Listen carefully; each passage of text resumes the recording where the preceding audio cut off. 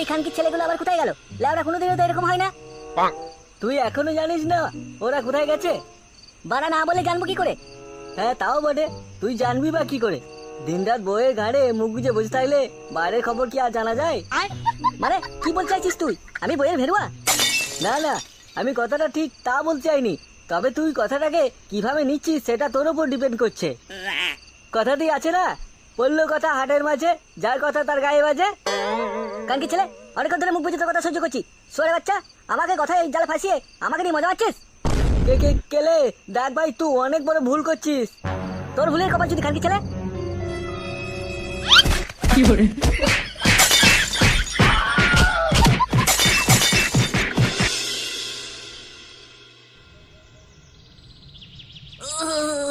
Good morning. গরম পড়তে না পড়তে পেট এই গাল মেরেছে, এ তো পুরো বেরিয়ে যাচ্ছে। আমরা এই ঝোপের আড়ালেই বসে পড়ি।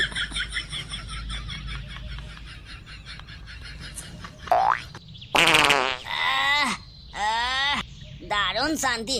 এই শান্তি তো আমার বউ আমাকে দিতে পারে না।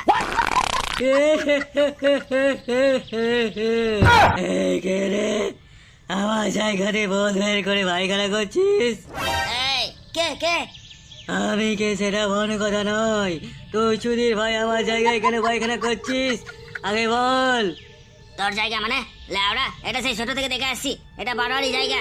এখানে কেউ পায়খানা করুক বা মারাক আর যাই করুক না কেন, বলার মতো কেউ কিছু ছিল না। তুই কানকে ছেলে কোথা থেকে উড়ে এসে জুড়ে বসলি?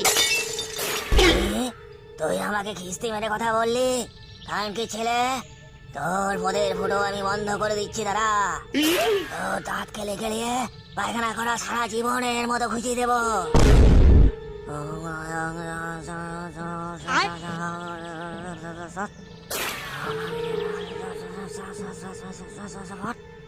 এ বানা, আবার কিসের মন্ত্র? এই মন্ত্র পড়ে আবার গায়ে ফুটো জাম করা যায় নাকি?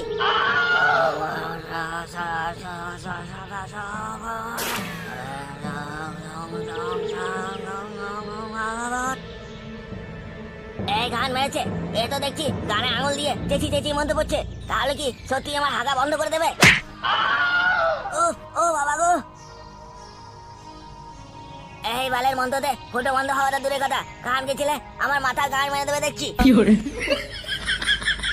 ও বাবা গো, ওটা আবার কি উড়ে উড়ে আসছে?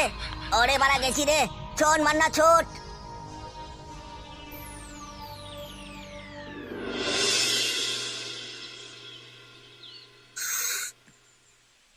আহা, মিষ্টি চায়ের কোনো জবাব নেই। কিন্তু মিষ্টি কোথায়? জামাইবুর পালা পায়খানা হচ্ছে, তাই আমি দোকান সামলাচ্ছি। তাহলে তো বলতেই হয় তোর কোনো জবাব নেই। চাটা নিশ্চয় তুই তৈরি করেছিস। হ্যাঁ, দেখলে হবে, খরচা আছে। তুমি আবার বাল খরচা করো খানকির ছেলে। কে রে বাড়া? তোর বাপ চুদি বেটা। আরে তুই ওকে এমন ভাবে সবার সামনে খিস্তি মেরে যাচ্ছিস কেন? কিস্তি মাছিকার সাথে ওই চুদির ভাই মারা মেয়ে চায়ের বদলে কি দিয়েছে জানো? কি দিয়েছিল? গুনমাইনিকে ঘন চা করে দিতে বলেছি, কিন্তু দুধ ফুরিয়ে যাবে বলে গুনমাইনি ফেদা মেরে দিয়েছিল। সে কি তার মানে আমার চাও তাহলে কি? এবার তুমি বলো ওই গুনমাইনিকে কি করা উচিত? মেরে গাড় ভেঙে দে খানকির ছেলে। এই রে গান মেরেছে। গুনমাইনি দুধের বদলে ফেদা। আজ তোর গান আমি ভেঙে দেবো খানকির ছেলে। ভাই মাইনা, মাইনা ভাই মাইনা। ও ও ও লাগছে লাগছে বা লাগছে, ছাড় বা ছাড় ছাড় ছাড়।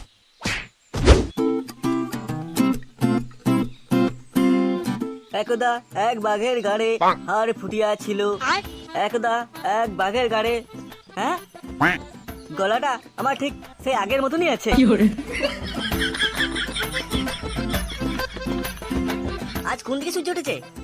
কেন রে বাড়া, যখন সূর্য উঠেছিল তখন কি তোর বাড়া ঝুলেছিল নাকি? আরে আরে কি কথা বলছো তুমি? আমি ঠিক সেইভাবে বলতে চাইনি। আসলে তোমাকে বাজার করতে ফিরতে দেখে মুখ দিয়ে এই কথাটা বেরোলো। তা তুমি কি বাজার করেছো? তেমন কিছু না, বাপে বাড়া করছি খানকির ছেলে। আচ্ছা বুঝেছি, স্পেশাল কিছু আছে। যাই হোক, শুনেছো তো আজ ভোরে কি হয়েছে? কেন, কি হয়েছে কি? গ্রামের শেষ প্রান্তে যে জঙ্গলটা রয়েছে ওখানে তো আমরা প্রায় সকলেই যাই পায়খানা করতে। হ্যাঁ, তাতে কি হয়েছে? আরে বলতে দাও না বাড়া। আজ ভোরে ওই চায়ের দোকানে সুধীর ভাই বিষ্টু পায়খানা করতে গিয়েছিল ওখানে। আর তখন নাকি একটা ভূত ওর গাঁড় মেরে দেবে বলে ভয় দেখিয়েছে। সেই থেকে ঘরে এসে যা ভুলভাল বকছে সে কি বলবো। সে কি রে বাড়া? না না, ব্যাপারটা তো ভালো নয়, খুবই ভয়ানক ব্যাপার। যাই একবার গিয়ে দেখে আসি। হ্যাঁ হ্যাঁ যাও দেখে এসো, পারলে দোকান থেকে ওই কি যেন একটা নতুন খাবার উঠেছে, কান ভাজা না পন ভাজা, ওটা পারলে একটু কিনে নিয়ে যেও, বেচারাটা খেতে খুব ভালোবাসে। আচ্ছা বেশ।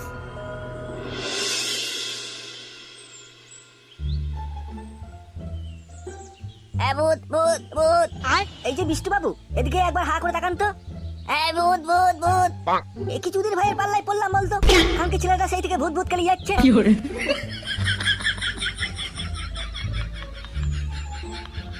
দেখে শুনে কি বুঝলেন ডাক্তারবাবু? দেখে শুনে যা বুঝলাম সেটা হচ্ছে বিষ্টু আচমকা ভয় পেয়ে গিয়েছিল, তার জন্য ওর ঘাড়ে রক্ত উঠে গেছে, যার কারণে বারবার ভূত ভূত কেলিয়ে যাচ্ছে। আচ্ছা, কোনোভাবেই কি এটা ঠিক করা যায় না? ঠিক তো করা যাবে, তবে তবে কি? ওকে সকালবেলা উঠে নিজের ঘাড় ধোয়া জল খেতে হবে। তা ওর গাঁটটাকে ধুয়ে দেবে তোর বাবা? এই এই কি যা তা কথা বলছিস তুই? তোর ভন্ডামে ঘুচিয়ে দেবো খানকে ছেলে, তোকে তোর বাপের গাঁট ধোয়া জল খাওয়াবো দেখবি। কি পানু, তুমি ডাক্তারবাবুর সঙ্গে এভাবে কথা বলছো কেন? বলছি কি আর সাদে, এই খানকি ছেলেটা কি করেছে জানো? কি? শোনো তাহলে। শুনে দেখ, কালকে ভোরে আবার হয়তো বেশ কয়েকজন পায়খানা করতে যেতে পারে, কালকে কিন্তু আরো ভালোভাবে ভয় দেখাতে হবে। হ্যাঁ আরে হ্যাঁ হ্যাঁ, ওই নিয়ে তুই চিন্তা করিস না, এমনিতেই বা সব জায়গায় বদনাম হয়ে গেছি, কোনো বাঞ্চত আমাকে কাজে নিচ্ছে না, আর জামাইবাবু বালের চায়ের দোকান তো বালের মতো চলে, তাই যেদিকে লাভ সেদিকে আমি। এরকম ভাবে মানুষকে ভয় দেখে যদি 2-3 পয়সা আয় হয় তাহলে তো মন্দ হয় না। শোন, আজকে মদনকে রেখে বেশ ভালো রকমের ডাক্তারি ফিস চার্জ করবো, আর তার থেকে তোকে কিছু কমিশন আমি দিয়ে দেবো। তবে হ্যাঁ, ঘোড়া খারো জানো এই কথা কারো কাছে বেফাস ভাবে বলে দিস না, না হলে এই গ্রামের লোককে তো নিশ্চয়ই ভালো করে চিনিস, তারা যদি জানতে পারে এই সমস্ত কর্মকাণ্ড আমাদের ষড়যন্ত্র ছিল, তাহলে লেওড়া চাপকে গাড়ির ছাল তুলে দেবে। আরে গুদমানি, তুই তো নিজের মুখে লেওড়া গুজে রাখ, শালা তুই তো বেশি বেফাস কথা বলে দিস। ও, এই খানকি ছেলেগুলো এরকম করছে তার মানে? এর মনে হচ্ছে এটা আসল ভূতের কাজ নয়, এটা এই গান্ডু ভূতের কাজ। ঠিক আছে, তুই যা, আমি বাজারের ব্যাগটা ঘরে রেখে দিয়ে আসছি, তারপরে ডাক্তার ঠাকুরদার ওর গাড়িই গুজবো। কি মিনসেটা এই প্ল্যানিং করে আমার এত বড় ক্ষতি করার চেষ্টা করছে? মার বাবা তারিকে মার। এটা কিন্তু তোমরা ভুল করছো, আমি কিন্তু পুলিশে যাবো। আগে তো গাড় মারবো, তারপরে তুই পুলিশের কাছে যাস, তারপরে ওই খানকি ছেলেটার ভয় দেখিয়ে চোরনাগিরি করা একদম বের করে দেবো।